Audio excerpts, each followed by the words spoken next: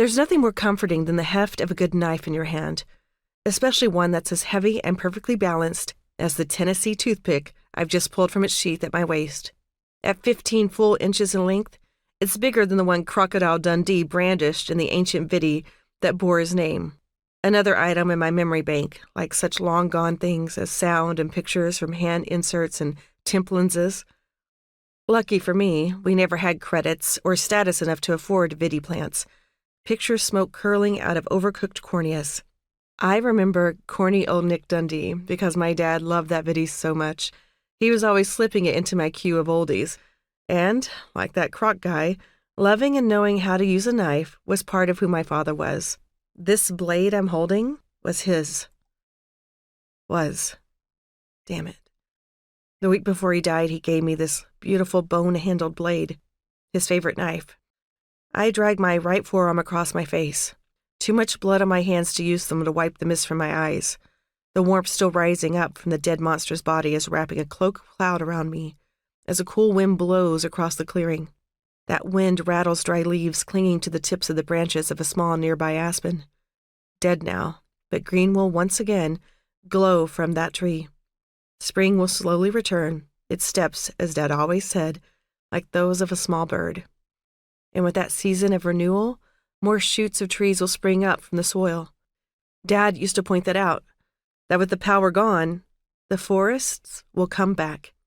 Bad as the silver cloud was for most of humanity, it was a blessing for plants and monsters.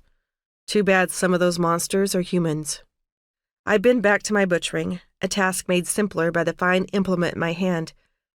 It is a more or less exact replica of the gift given way back in the mid-19th century by Resin P. Bowie, born 1793, to his older brother Jim, born 1796. With a guarded handle and a strong, weighty single-edged blade, it's back straight for most of its length before curving concavely to the tip. It was perfect for the frontier duels fought back then by such deadly dandies as Jim and Resin. The lovely, lethal Bowie knife. More like a short sword. And when it's as razor-sharp as I was taught to keep this one, it slices thick skin like butter. I draw the blade down the length of the beast's belly, put the knife down.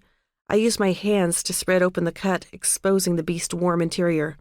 Then I lean in, fingers spread wide, to lever out the stomach and other internal organs. I have 2 reasons for my efficient, though bloody, disemboweling. Numero uno. Investigate the stomach contents. I need to verify that this is the creature that claimed the lives of the 3 hunters and 2 couriers gone missing in this quadrant. Most recently, only 2 days ago. That's when the decision was made to send me in. A few minutes later, I have the answer to part 1 of my pop quiz.